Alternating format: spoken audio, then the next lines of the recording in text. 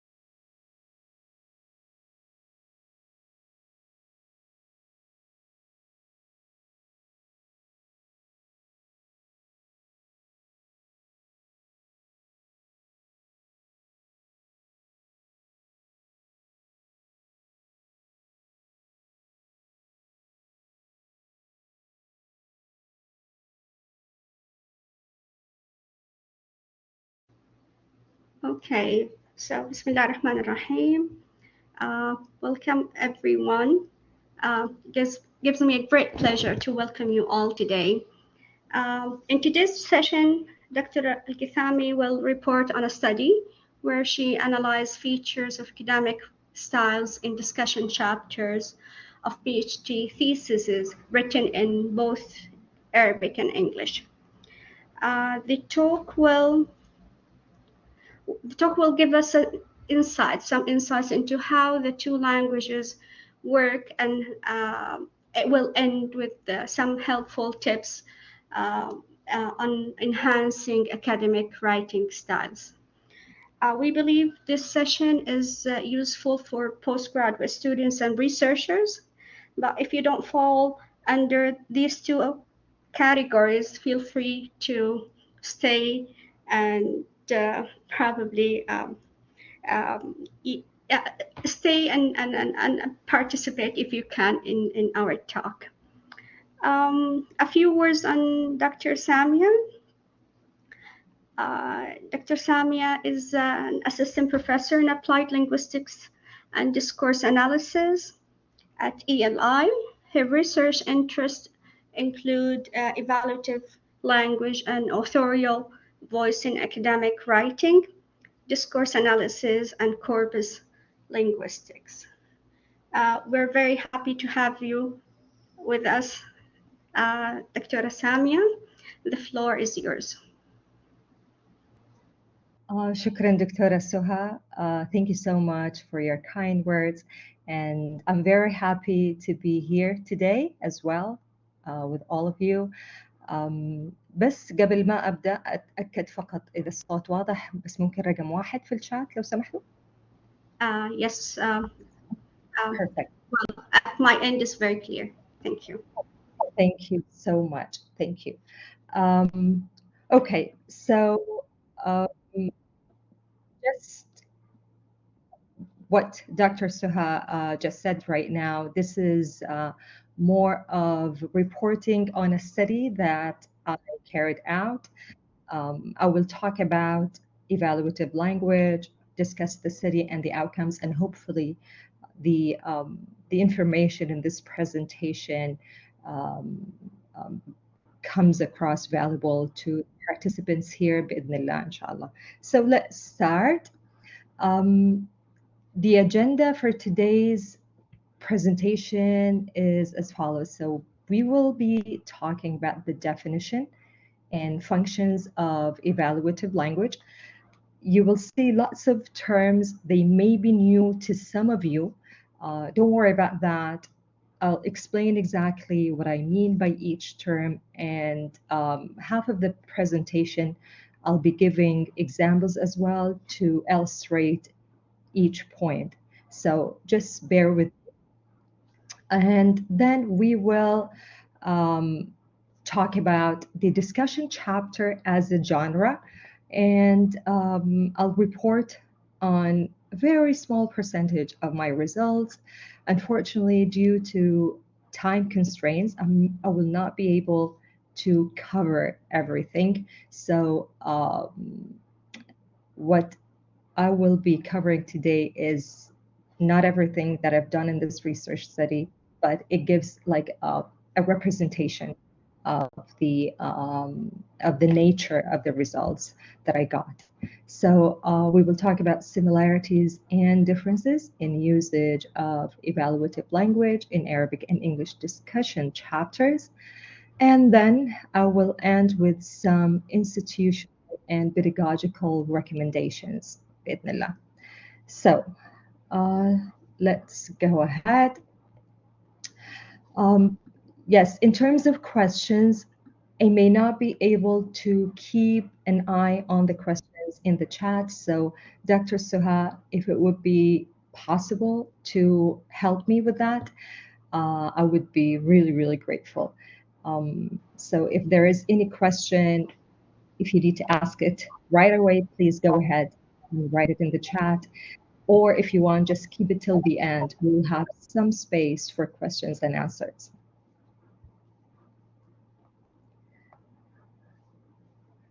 Okay, so academic discourse. When we talk about academic discourse or الخطاب الأكاديمي, الكتابة الأكاديمية, okay, academic writing. Academic writing has evolved in the past 3-4 decades. It has evolved from being seen or viewed as having to be objective and impersonal to becoming more of a persuasive means of interaction. So it's a channel of interaction between writers and readers.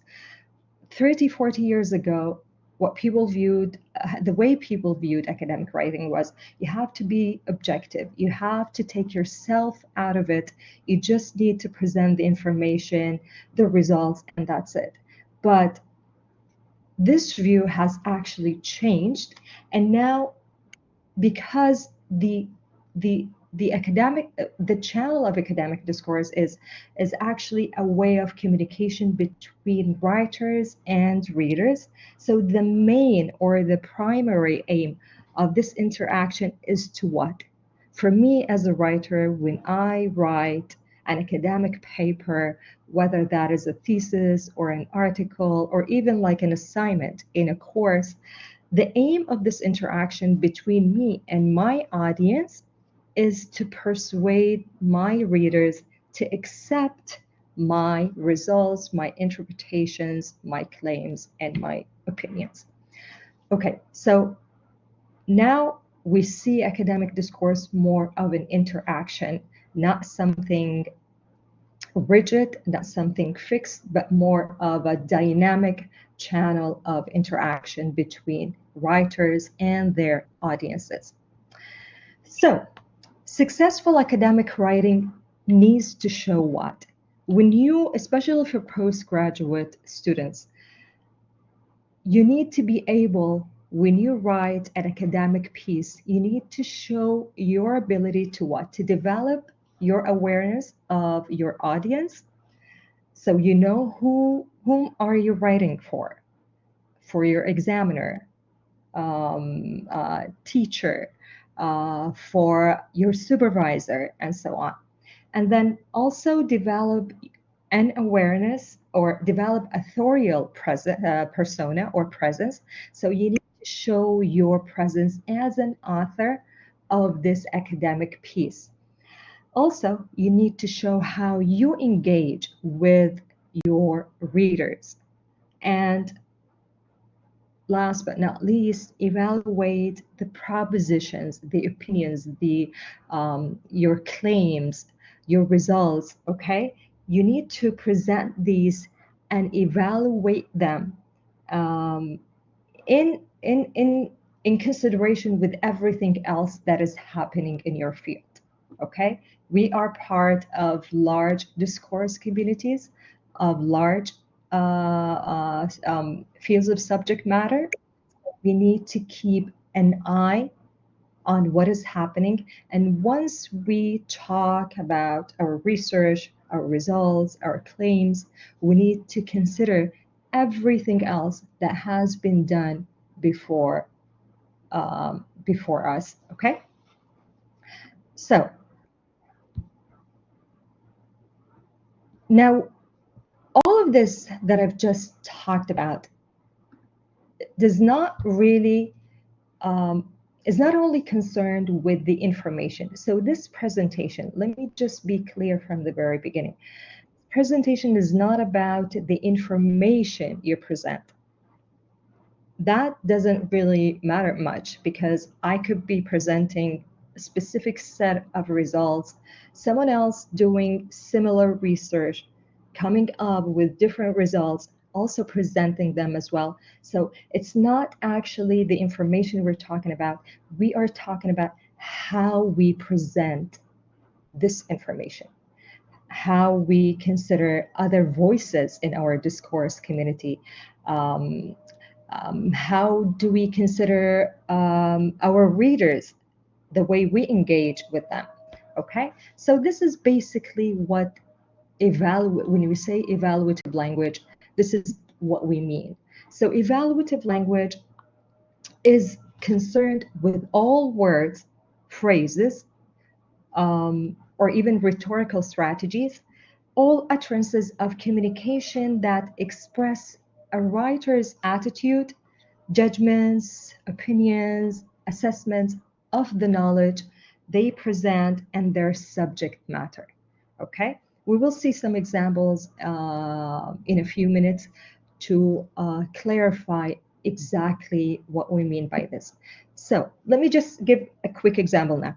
Sometimes when you read an article, someone presenting the results, you may find sentences like, the results confirm that, for example, variable A works in this kind of context.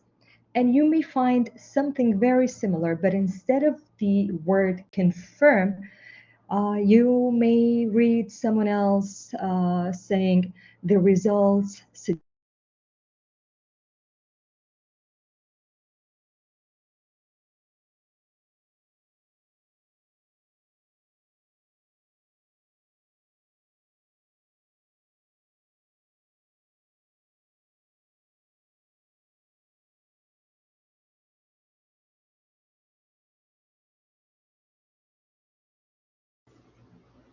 Apologies for that.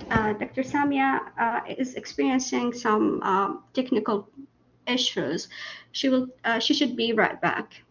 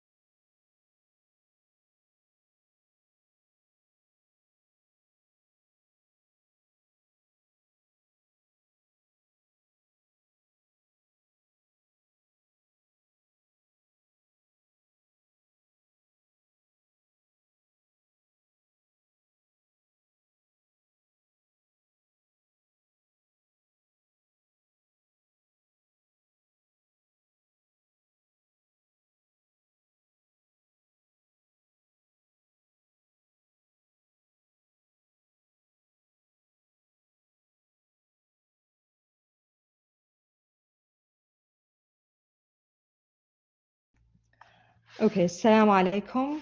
So sorry about that. Just some technical issues here. Welcome back. Thank you. Dr. Suha, could you please just make me a presenter so I can share my slide with you? Oh, yeah, sure. I'll do that right now. Okay.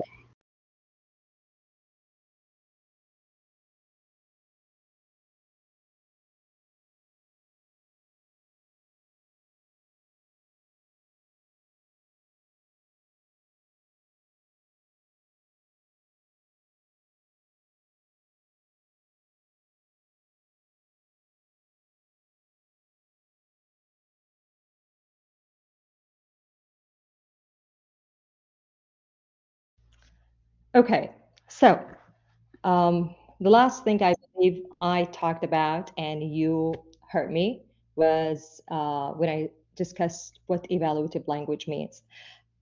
So let's carry on from here. As I said, evaluative language is everything, all the words and the phrases we use to express our opinions. If I want to make a claim in my writing, there are certain ways I can do that, and each way will have a certain impact or effect on my audience. There are many different categories of evaluative language. Today, we will focus on what we call intersubjective positioning, and I will explain what I mean by that. So, intersubjective positioning is actually, in a nutshell, is how writers navigate their relationships with different opinions by either by reinforcing their own or by opening up to others. So, in other words, when I present my results, okay, this is a discussion chapter. I need to present my results, discuss them as well. I can present them in a way that I can expand the space for other people, for my readers to negotiate these claims. So for someone to say, okay, this might be right, this could be this and that. And there are other ways when I contract the dialogic space and present my claim as the true only claim there is. Okay, we will see some examples, and there are many different ways in between. So I can expand the space for others, for my readers, for my audience to challenge me, to negotiate these meanings with me. And I can also contract that space, make it not possible for anyone to negotiate these meanings. Going back to the example I mentioned before, so if I say my results confirm so and so, this way the use of the verb confirm gives the message that this is very true. There is no way to negotiate any other meaning otherwise. Okay? On the other hand, when I say my results suggest, or my results maybe or possibly could suggest, I'm opening up the space that there might be other interpretations. I don't want to come across as very strong, forceful in my opinions, keeping my audience in my mind. Okay, so this is what we mean by expand and contract. So the discussion chapter, why did I choose the discussion chapter in this study? Number one, the discussion chapter, what is the purpose of it? You come up with findings, you need to situate your findings within a huge body of literature. So this means you will have to interact with many voices in your discourse community in the literature, okay? The discussion sections or chapters are more than summaries, and this is something I always repeat to my graduate students. When you write a discussion chapter, it is not a summary of your findings. You actually go beyond your results. The discussion chapter also is the most difficult chapter and section that students struggle with. It has lots and lots and lots of components. So some of the components you find in any discussion chapter, like, you need to provide background information, report, summarize, comment on, and interpret results.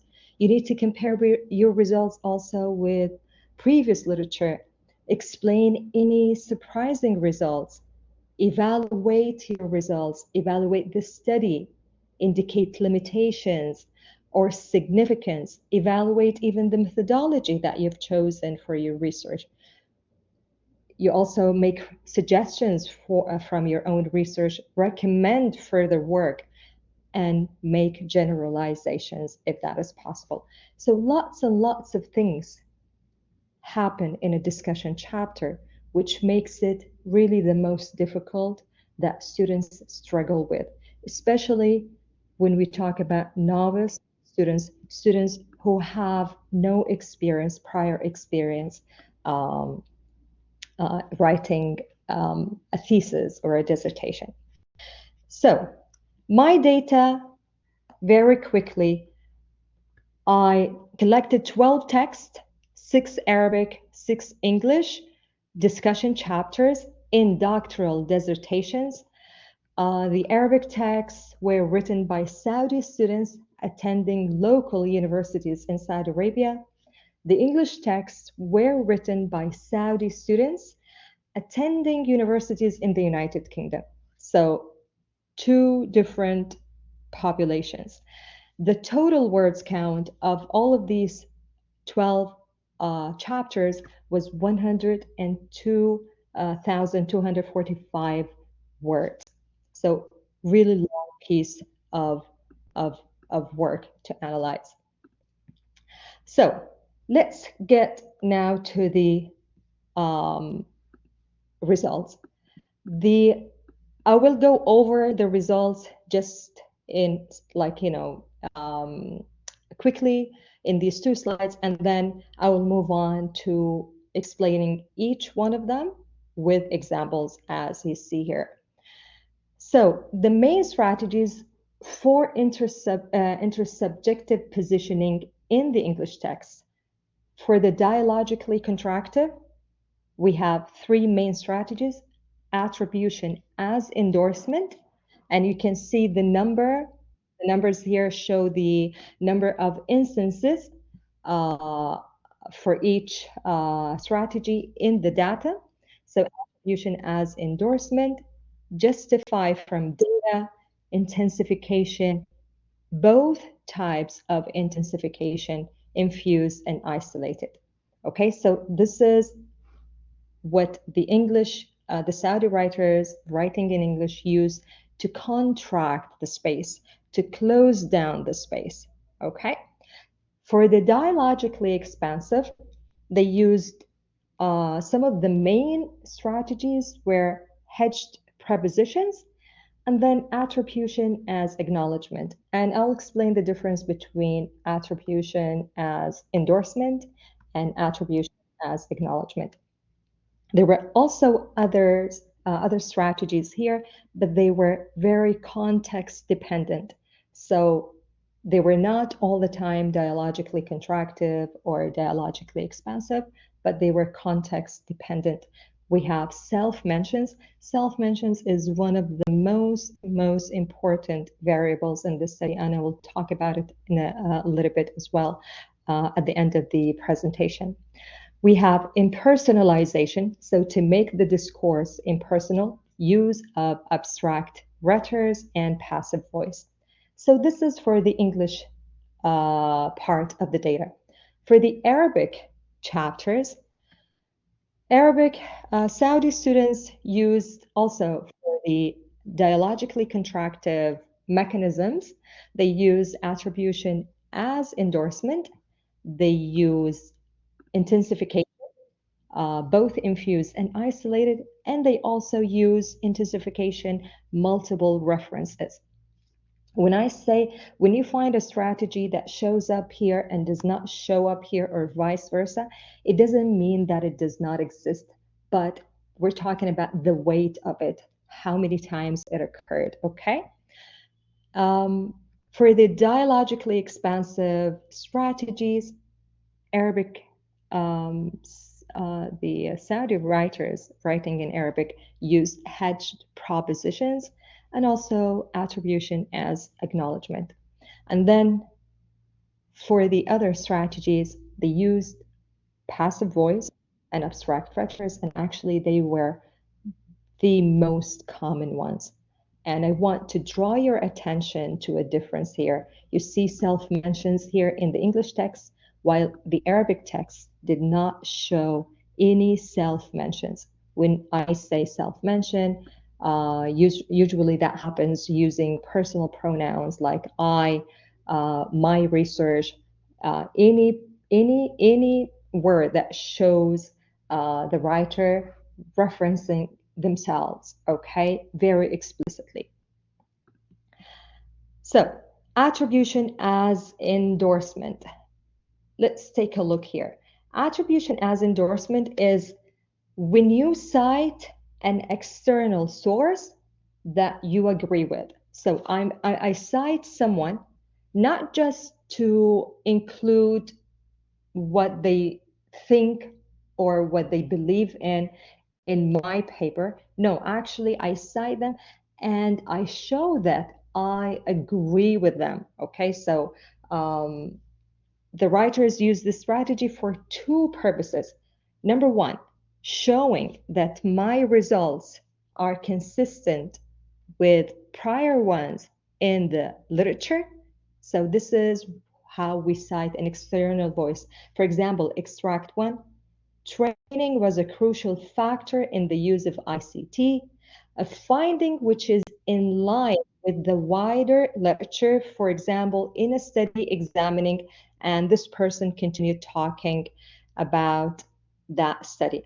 So this person here, the author, endorses that study, and how I know that is showing that there is consistency between their findings and the findings of that study. So we are on the same page here, okay? And this shows that the author endorses, not only acknowledge, but endorses those results or that study. In extract 2, anyone wanting to include new technology in their teaching and learning has the challenge of fitting together new ideas with deep-rooted pedagogical beliefs, so on. So this is also endorsement, but in a different way. I'm not endorsing someone else's work to show that, okay, I came up with similar results. Because when I do that, this actually strengthens my claims, my results at the end.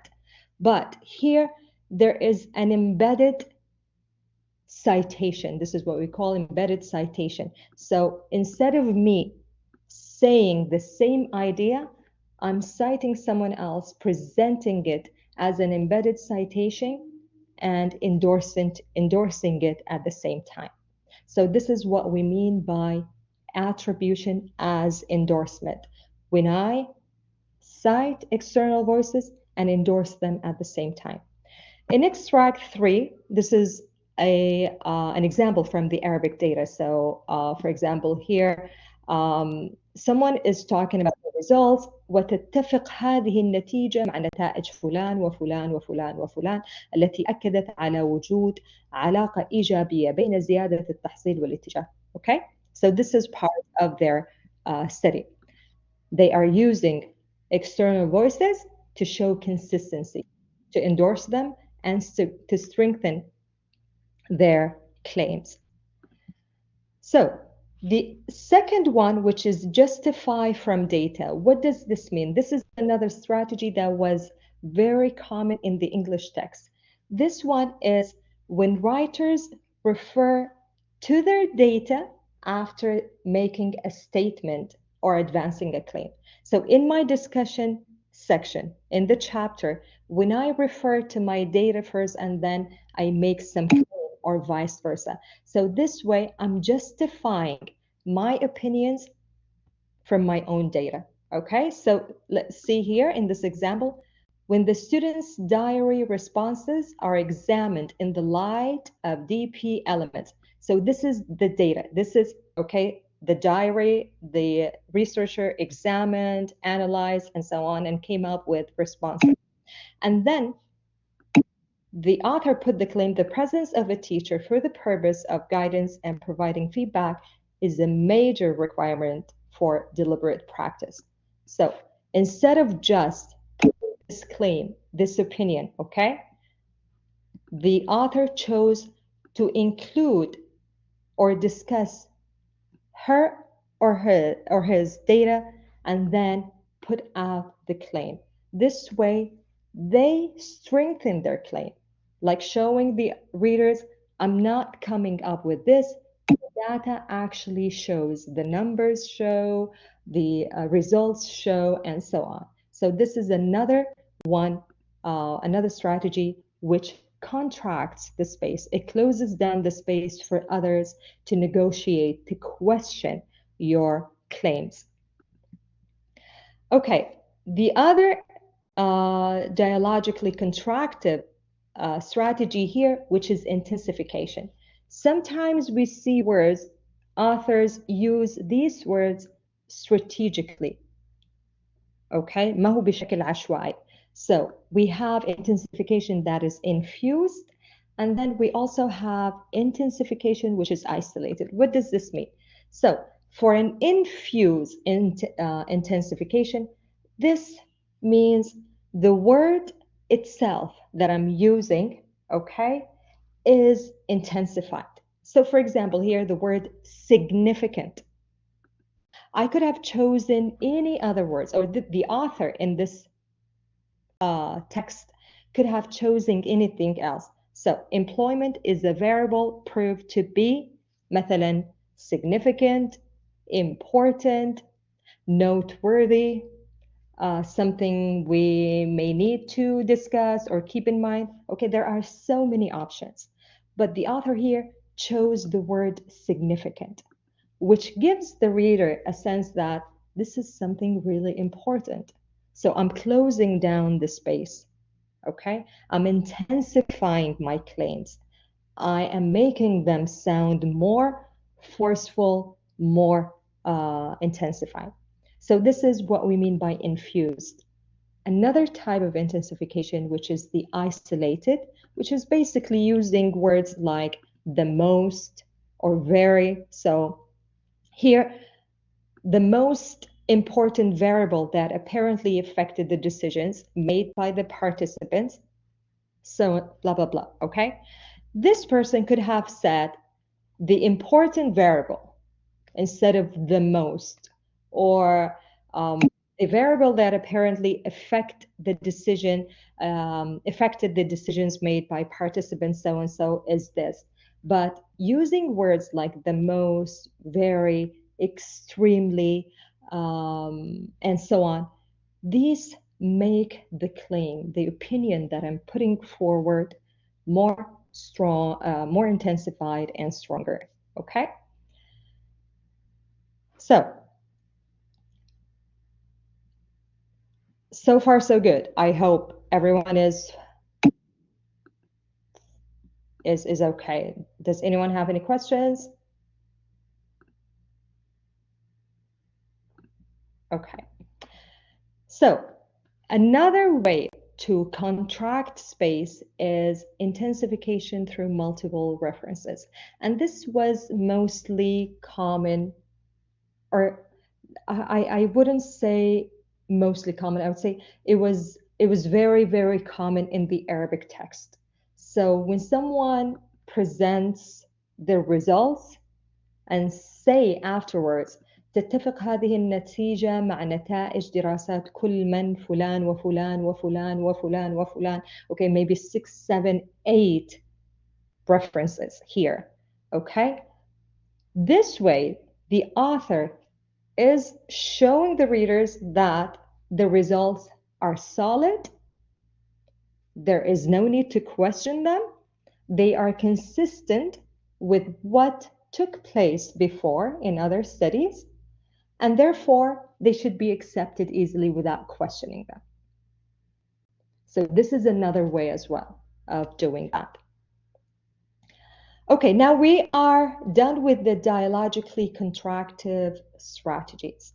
We move on to the dialogically expansive strategies. So how can I expand the space? I want to present my opinions, but I don't want to come across forceful or very strong. I want to give my readership, my audience, a chance to negotiate the opinions that I'm presenting. So the most common strategy is definitely hedged prepositions. So hedged prepositions, what does this mean? Using hedging words or terms to mitigate these claims. So when we say a possible reason could be that, instead of a reason, the reason is that young people in KSA nowadays are extensively blah, blah, blah. Okay? So me choosing to use these hedging terms like possible, could, probably, suggest, likely, I am toning down the forcefulness of my claims. Okay? أنا بقدم رأيي بس بشكل متوازن، ما بقدمه بشكل this is the ultimate truth إنه فقط هو هذا الصح وبس. Okay? إحنا طبعا لما نقدم results, when we present our results, these are sound results, solid ones, but sometimes you will find this in every paper. Okay? Almost every paper. Authors use hedging devices not to come across as aggressive, as forceful, okay, to the readers. So, and this is very common in academic discourse written by novice researchers، خاصة الباحثين المبتدئين، مثلا نتكلم عن طلاب وطالبات الدراسات العليا، أو حتى مثلا أحد حاصل على الدكتوراه بس يكون باحث لسه مبتدئ. أوكي، كثير بنجد الاستخدام للhedged prepositions. So عندي we have words like possible, could.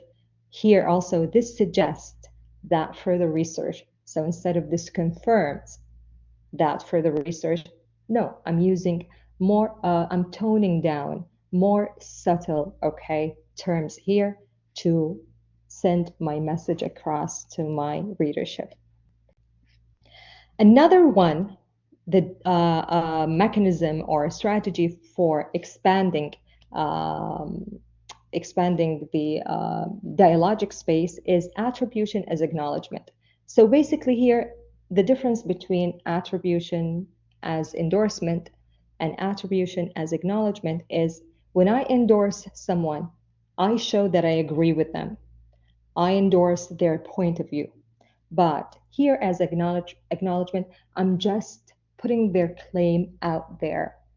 I don't necessarily need to show that I endorse this type of work or this opinion here. So I'm just putting it out there for my readers to decide. So for example here, TAM, technology, blah, blah, is one of the most widely used to explain.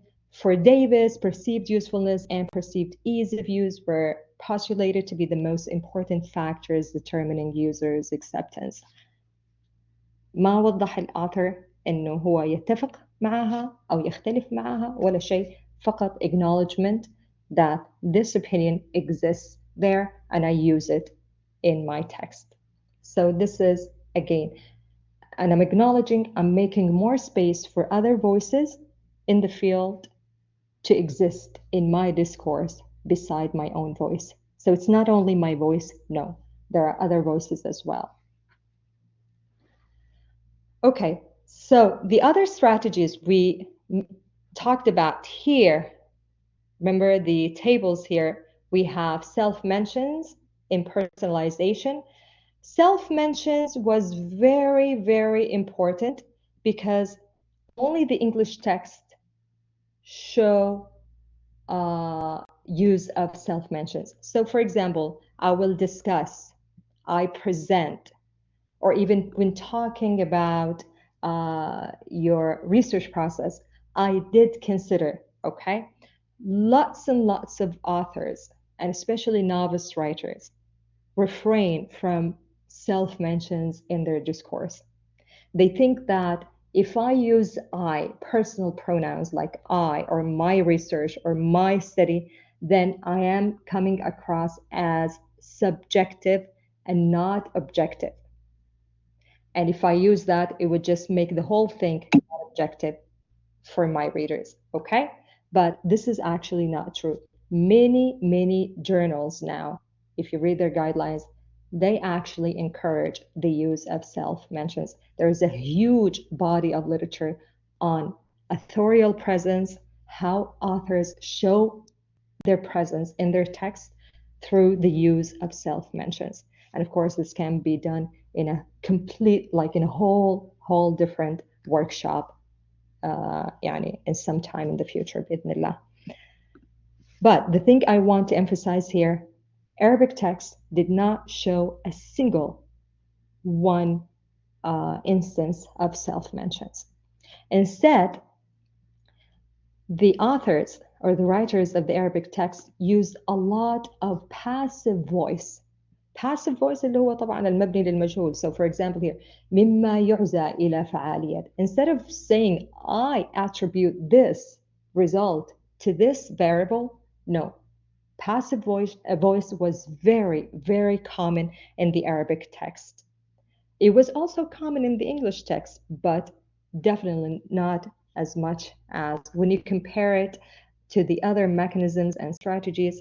Passive voice was the most common in the Arabic text.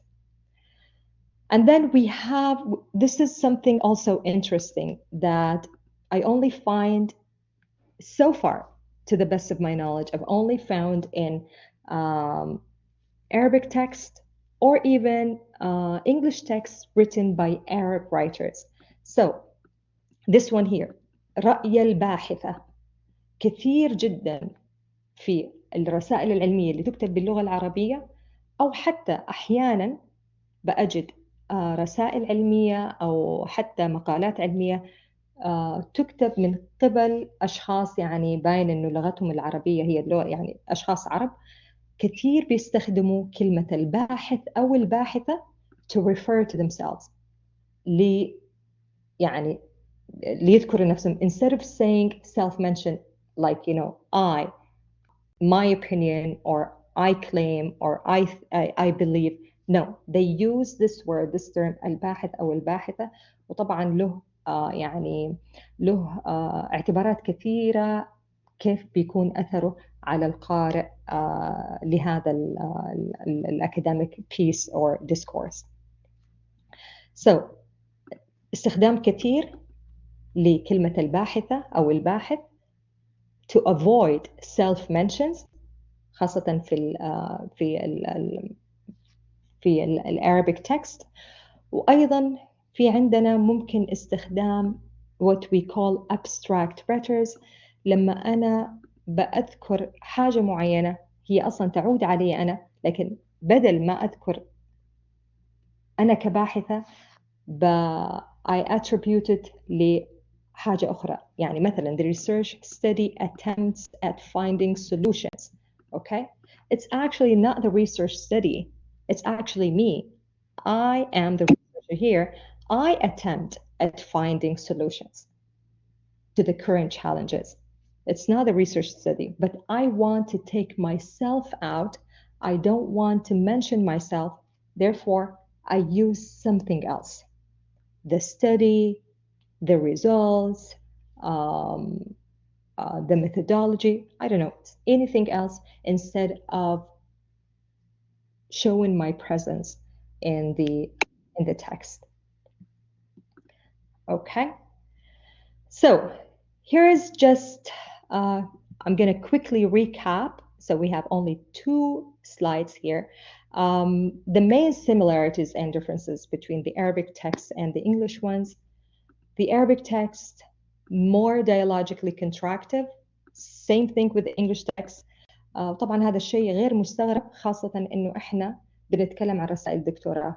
المفترض إنه أنا بقدم النتائج بطريقة تكون يعني forceful، بطريقة قوية. لذلك أنا بحاول في أغلب الوقت إنه I close down the space to negotiate these results.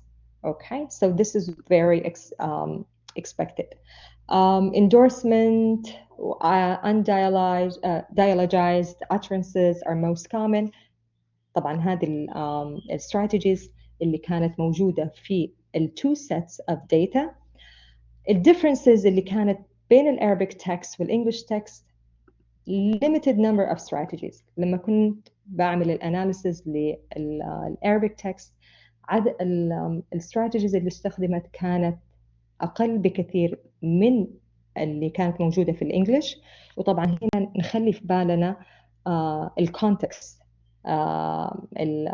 مثلا الأكاديميك كونتكست اللي اتعملت فيه هذه الرسائل العلمية، في متطلبات مختلفة لشكل الرسالة العلمية، كيف تنكتب، إيش المفروض يكون فيها. فوضح عندي جدا في اختلاف كبير بين الريكوايرمنتس اللي ممكن تكون انطلبت من هؤلاء الطلاب والطالبات لما كتبوا رسائل الدكتوراه هنا في السعودية، وبين المتطلبات اللي كانت على الطلاب في الخارج. Arabic text impersonal, no authorial visibility, no authorial presence. في الإنجليش لا، كان في more authorial visibility، يعني كان في استخدام self mentions، كان صوت الauthor، صوت الكاتب واضح بشكل أكثر. نفس الشيء Arabic text limited in cooperation of external voices. طبعا external voices يعني لما بعمل citations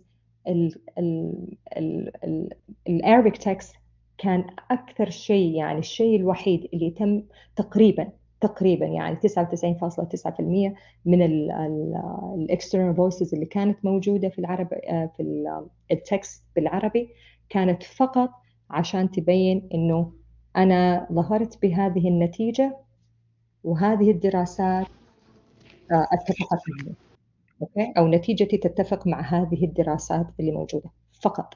لكن في الإنجليش لا، كان في اختلاف، كان في endorsement، كان في كمان acknowledgement، كان في كمان نوع آخر اللي هو attribution to distance. يعني ممكن أذكر كلام شخص كاتب أو باحث وأختلف معه، لا أتفق معه. فكان في تنوع أكثر في الإنجليش text من الArabic text. طيب، بناء على كل هذه results, we have some institutional and pedagogical recommendations. Okay, إيش التوصيات اللي أنا ظهرت فيها بعد هذه الدراسة؟ أولاً cultural differences in how evaluative language is expressed in academic settings. في اختلافات كبيرة بين الأكاديميك settings هنا مثلا في السعودية أو في العالم العربي، وبين في الخارج. المتطلبات مختلفة. المطلوب من الطالب الدراسات العليا في الكتابة الأكاديمية يكون شوية مختلف، أو الأشياء اللي بنركز عليها في اختلاف في نوعية الأشياء اللي بنركز عليها بين كل context و context. Faceless and impersonal language means objectivity in local academic context. للأسف إلى الآن ما زال إنه أنا ما في authorial presence، ما في وجود لي أنا صوتي ككاتب، مجرد إنه أنا أقدم المعلومات result. المفترض إنه يكون هو هذا objective academic discourse. وطبعا هذا مغاير عن أي practices أخرى مثلا في الغرب. Still, the focus is on basic writing skills and not on the interactive side of language. كثير من الكورسات، كثير من التريننج اللي بيتقدم بيكون التركيز على basic writing skills ويغفل الجانب الانتراكتيف. لكن طبعا أنا هنا والله يعني بأشكر مركز الكتابة الأكاديمية على إتاحة هذه الفرصة لي، الله يعطيهم ألف عافية، إنه يعني نسلط الضوء على هذا الجزء المهم من الكتابة الأكاديمية، ويعمل فرق كبير في تحسين الكتابة الأكاديمية يعني عند طلاب وطالبات الدراسات العليا. And then the important role of English for academic purposes teachers. معلمين ومعلمات الكتابة الأكاديمية باللغة الإنجليزية يعني يقع عليهم على عاتقهم مسؤولية كبيرة في تركيز على هذا الجانب الinteractive side of academic discourse instead of just, as I said, فقط proofreading. أنا ما بغفل يعني ما أبغى أحد يفهمني غلط. البيسك رايتنج سكيلز، البروف ريدنج، الاديتنج، كلها أجزاء رئيسية يعني جوهرية مهمة جدا. أنا فكرتي فقط إنه لما يكون التركيز عليها فقط هي بس بنلاقي بعض الأحيان يعني في جوانب يحتاج لها تحسين في الكتابة الأكاديمية، خاصة لما يجي يكتب شخص باللغة الإنجليزية. فعندنا الإيفالوتيف لانجوج والإنتراكتيف سايد، لما أنا بتعامل مع عملية الكتابة كإنتراكشن بيني وبين الريدرز، هذا جانب مهم جدا جدا، تعليمه، تدريب الطلاب والطالبات عليه، تحسين مهاراتهم فيه. And with this I have finished my presentation today. So sorry about the technological issues that I had earlier, and Dr. Suha, I give the mic to you. Thank you so much. Thank you so much. Thank you, Dr. Samia, for this very insightful presentation into the mechanics of getting the message across in different cultural contexts. And I myself, I've got so many questions, but I would love for our audience to share. If you've got any comments, questions to Dr. Samia, I mean, we would love to hear from someone who have experience writing, like writing for publication or writing academic piece in Arabic. How does that resound? How does that fit, or well, how does your experience fit what Dr. Samia discussed in the presentation?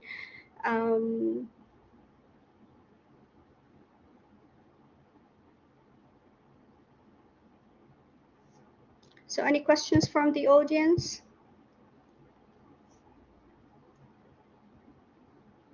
What I really liked about your presentation, I mean, I've got so many points really, but one of the things, the important things you have raised in the presentation is the stressing the importance of the communicative purpose of writing. Writing is not one it's not one way, one street direction. It's not the writer on the page or the writer on the screen. Actually, there is audience. Maybe you don't read. I mean, you don't see them yet when you're writing, where you're in the middle of writing, a process of writing, but eventually they will interact with your piece after you have finished. So with this interactive purpose of communication, any tips, Dr. Samia, on enhancing the interactive aspect of academic writing? That's a very good comment, Dr.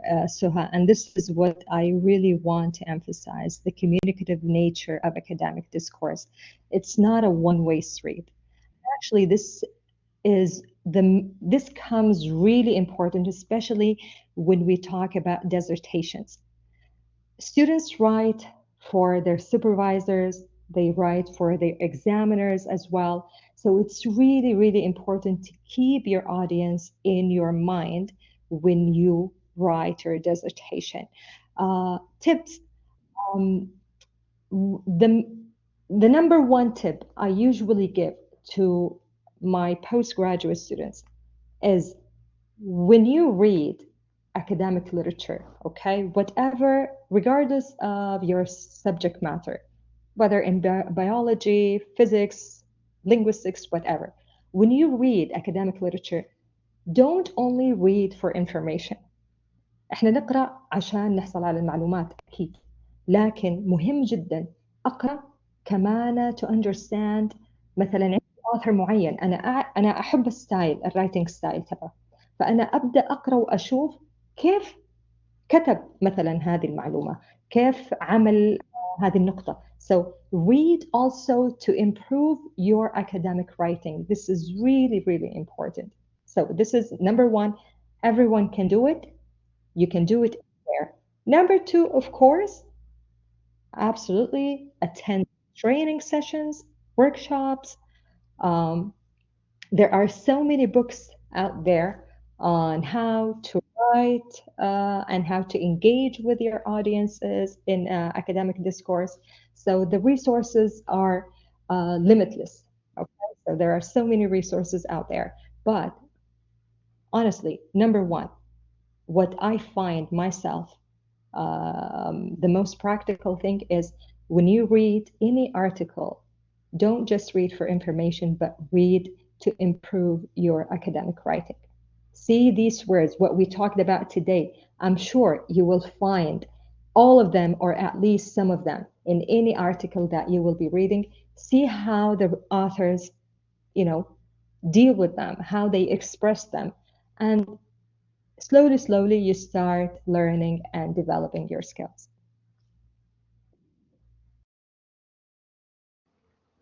Thank you so much for that. Here, الدعاء سبقتني بقى. I'm sure I was like planning to do the same. She's just raising a question, kind of invitation question, of whether you would be willing to offer more like in-depth, probably workshop on how to enhance communicativeness and authorship and thesis writing or writing for publication. What do you think, Dr. Samia? I will be more than happy. Definitely plan something in the future, بإذن الله. Oh, thank you so much for that. We have reached our the end of our hour. Dr. Maybe has her hand up. Maybe I'm not sure if she wants. Yes, I do want to talk. Hi, Dr. Samia. MashaAllah, tabarakallah. This was such, I can't remember when was the last time that I kind of was hooked on listening to you. MashaAllah, tabarakallah. Yeah, one of the most brilliant workshops so far that I've attended. Seriously, really, really interesting. And you reminded me when you were saying about reading to improve writing. I still have, and this is for the graduate student, the postgraduate students, I still have a copybook where I keep kind of certain phrases or certain notes that I have that I noticed while I was reading during my PhD. I would write those kind of expressions or the way they the transition from one idea to another idea. It's really a science. And when you come to write your thesis or even a research paper, I found difficulty in those areas, having no experience at the time.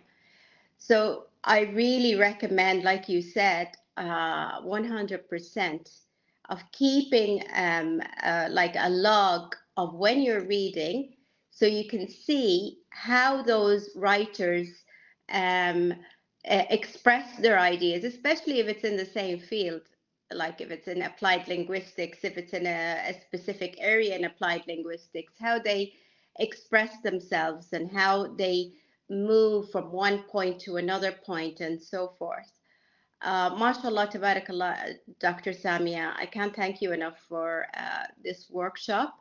Like I said, for me, I've been attending a few workshops from different colleges and so forth. MashaAllah, tabarakallah.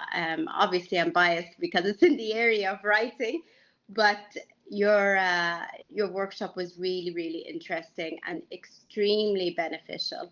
I really benefited a lot, and I kind of it made a refresh button. You pressed the refresh button in my mind to kind of think about ways of improving my own writing. The improvement continues, as everybody knows, throughout our careers. So thank you very much. Thank you. شكرا دكتورة مريم. شهادتك أعتز فيها جدا وسعيدة جدا بوجودك هنا وبسماع صوتك. What you said about keeping a log, this is a brilliant idea. Definitely. أنا أتمنى كل اللي موجودين هنا وخاصة طلاب وطالبات الدراسات العليا يعملوا نفس الشيء. فعلا مهم جدا، وحتلاقوا نفس الأثر إن شاء الله في تحسين الكتابة الأكاديمية.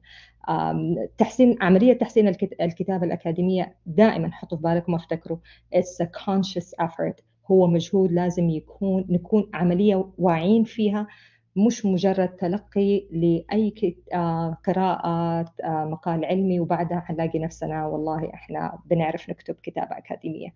لا، it's a conscious effort, it's a process. Keep working on it. It's not impossible to improve طبعا. Thank you so much again to the Writing Center for having me today. Thank you. Thank you, Dr. Samia. Probably one last question before we go. I know we reach the end of our hour, but do you think, is there like are you aware of any reasons why the authorial presence in Arabic academic writing is not so much pronounced as we expect it to be? Is that like part of the tradition and it's okay to hide behind the words, or like are there reasons behind authors not like emphasizing their presence in their academic pieces?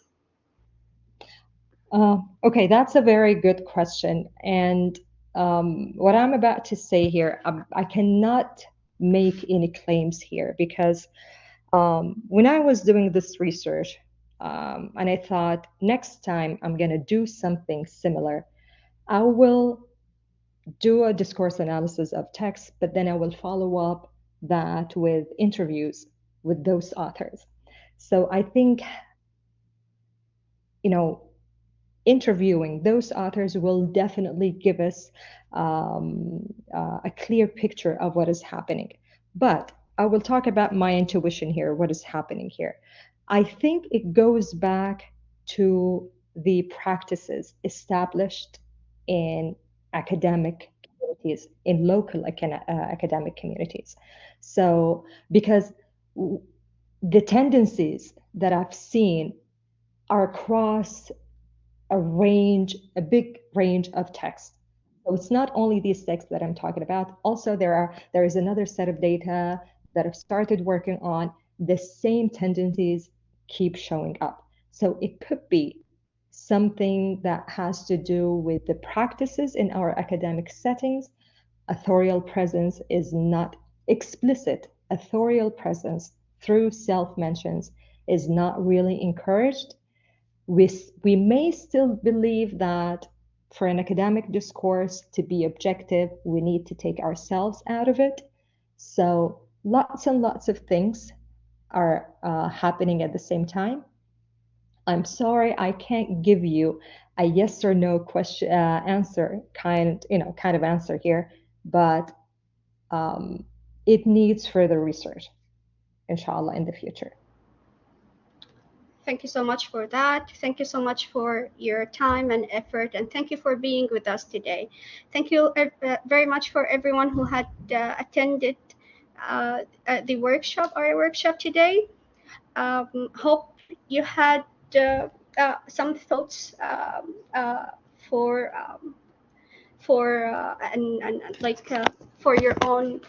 enhancing your own academic writing in the future, and hope to talk to you again next week, inshallah. All the best. And